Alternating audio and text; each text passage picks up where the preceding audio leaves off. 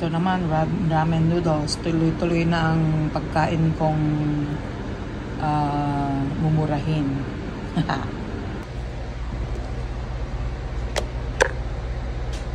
Yun, maluto na ang aking noodles.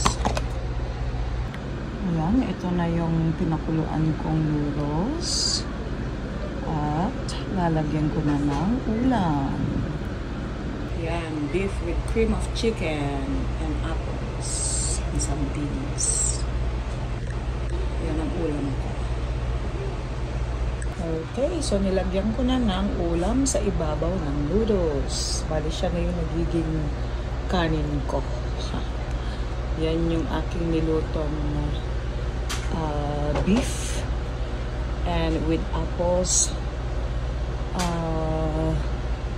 chicken, cream chicken, and some beans. Ayan, sarap. Creamy siya.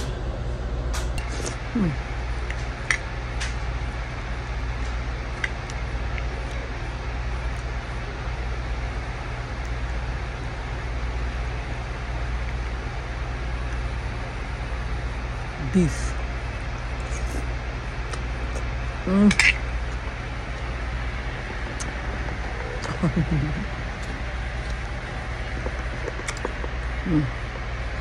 Pag ilang kain ko na to.